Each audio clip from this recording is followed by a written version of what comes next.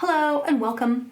This video is going to be about Skyward by Sanderson and why Skyward hit me so hard. So before you continue this video, spoiler warning for Skyward from the Cytoverse.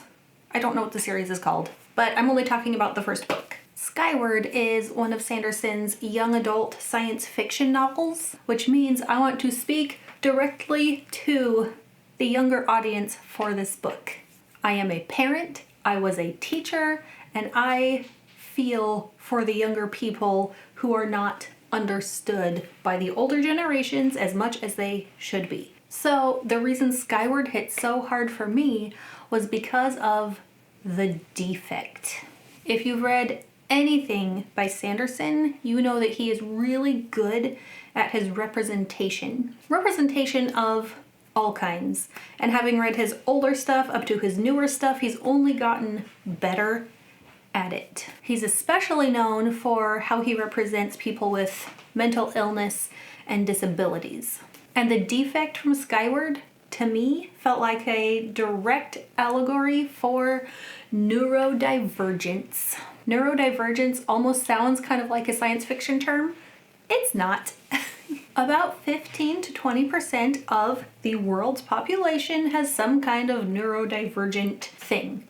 Neurodivergence is an umbrella term for lots of different things, including autism, ADHD, OCD, dyslexia. There's others, but those are probably the most commonly known ones. And what it means is that percentage of the population has brains that work differently from everyone else's brains. The other 80 to 85% of the population that are referred to as neurotypical. So typical.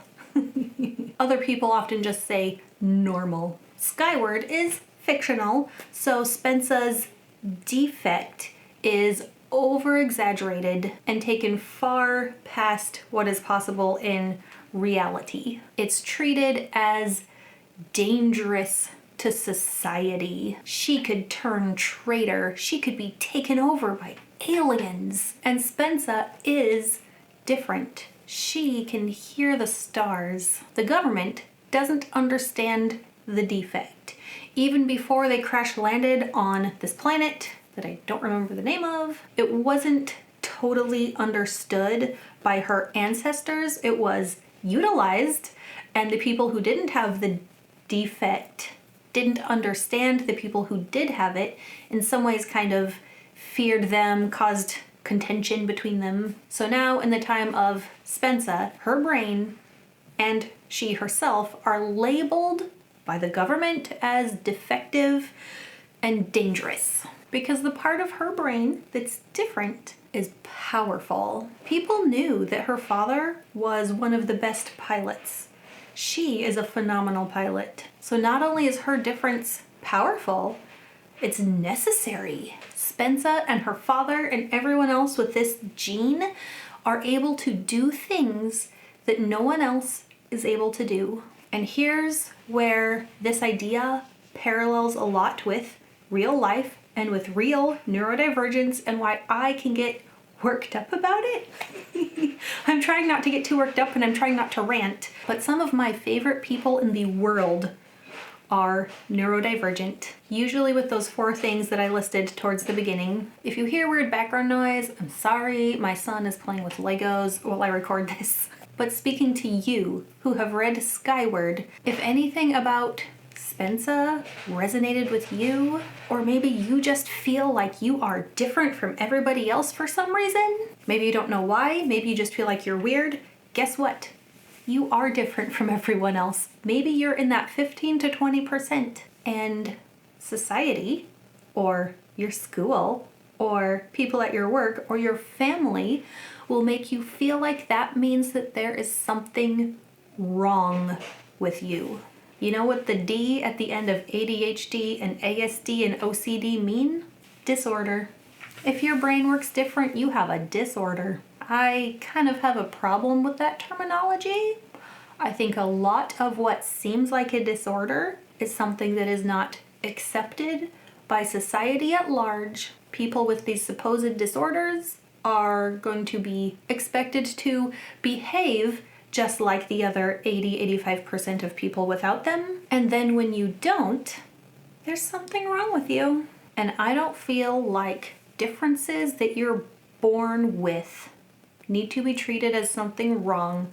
I think they need to be acknowledged and accepted and worked with. But that's not necessarily the world we live in. There's a lot more understanding of neurodivergence than there used to be, and I think that is going to continue to grow to where future generations are more understood than current ones or even grandparents and great-grandparents in the past. And I hope a greater understanding and acceptance comes sooner rather than later. Now in Skyward, Spence's difference means that she can run a cytonic ship. It's not super gone over in the first book. I'm sure there'll be more explained about that in the further books. Maybe because of her difference, she can even help save the human race.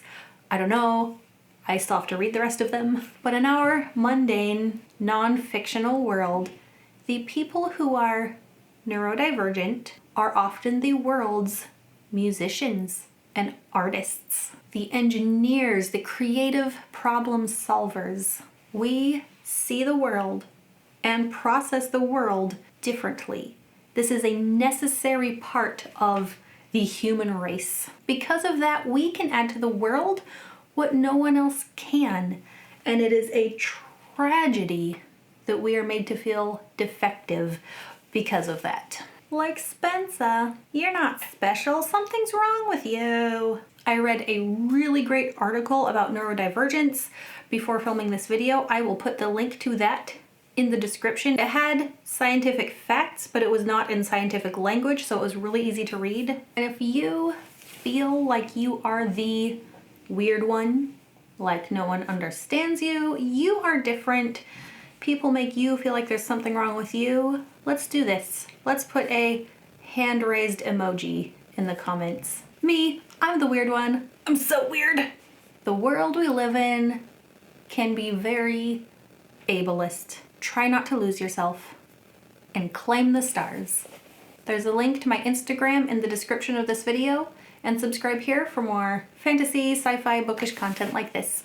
And I'll see you next time. Bye.